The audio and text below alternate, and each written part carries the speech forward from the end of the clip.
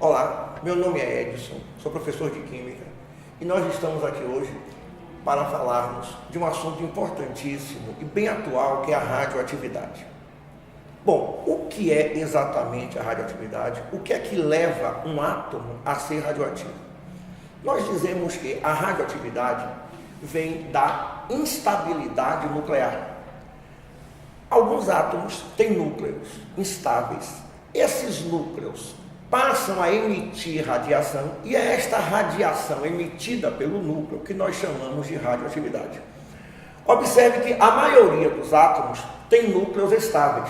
Alguns têm núcleos com excesso de energia e é este excesso de energia que leva à emissão de partículas ou radiações, e nós chamamos isto de radioatividade.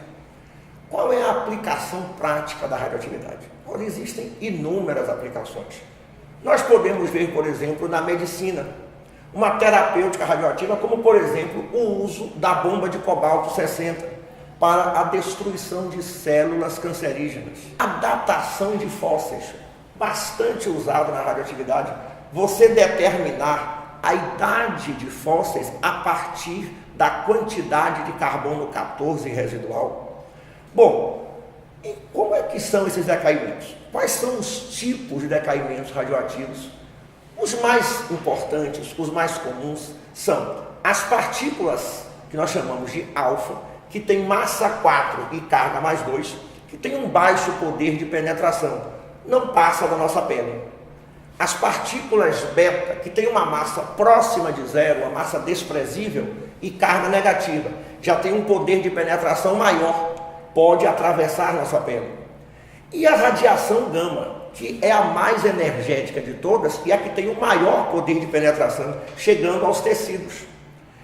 Na radiação gama, nós temos a utilização dela, por exemplo, como eu disse, na terapêutica, na medicina, você bombardear células cancerígenas, que o alto poder de penetração e a alta energia vão destruir essas células. Então, nós temos esses tipos de decaimentos. Bom, e o que é que acontece com o átomo quando ele emite alguma dessas partículas ou alguma dessa radiação? Para isso, nós temos de lembrar que as equações radioativas, as equações nucleares, vão nos mostrar o que acontece com o átomo se ele emitir uma partícula beta, uma partícula alfa, uma radiação gama.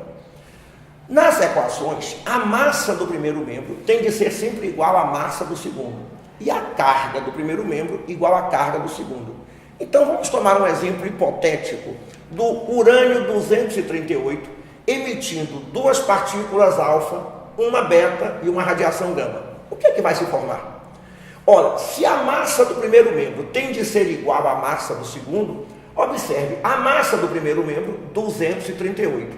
A do segundo tem de ser 238. Nós temos duas partículas alfa, cada uma de massa 4, total 8. Beta não tem massa, gama não tem massa, a massa total deu 8. Para completar 238, aquela partícula X precisa de uma massa 230. Então, vai se formar algo que tem massa 230. A carga do primeiro membro, 92. No segundo membro, temos duas partículas alfa, uma carga total, mais 4. Com menos 1 da beta, 3. Com 0 da gama, 3. Para 92, 89.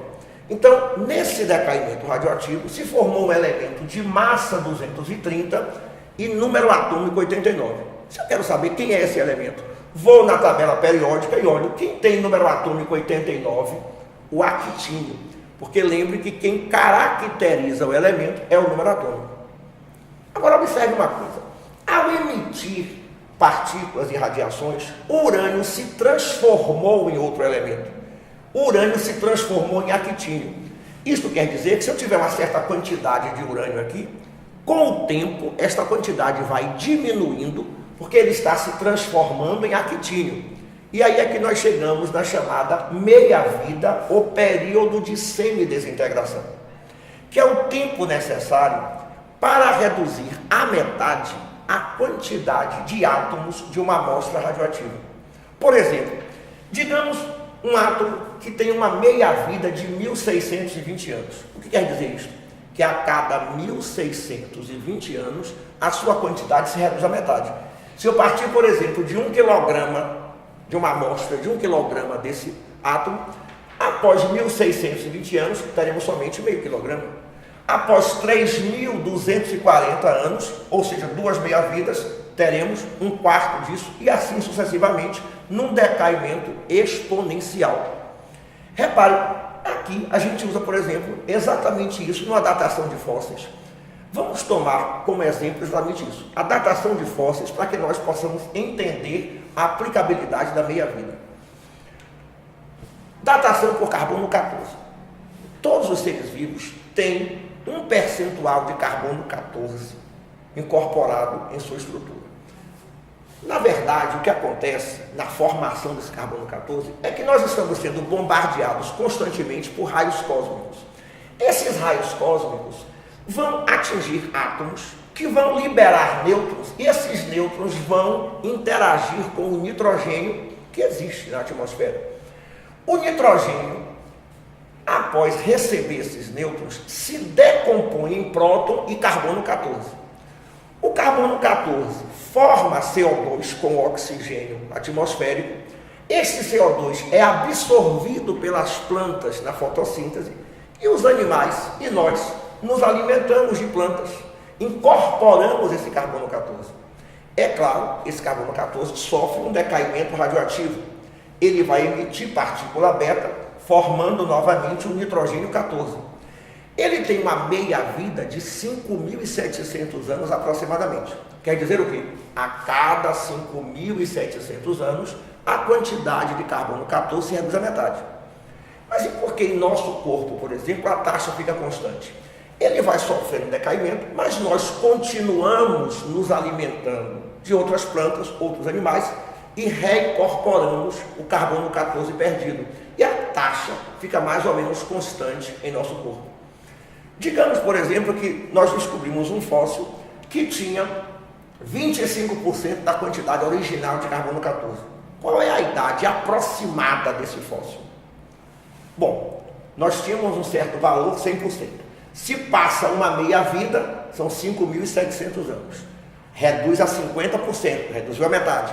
Se passa outra meia-vida de 5.700 anos, tornou a reduzir a metade. Chegamos nos 25%. Qual foi o tempo total disso aí? 11.400 anos. Então, este fóssil que nós estamos analisando tem aproximadamente 11.400 anos.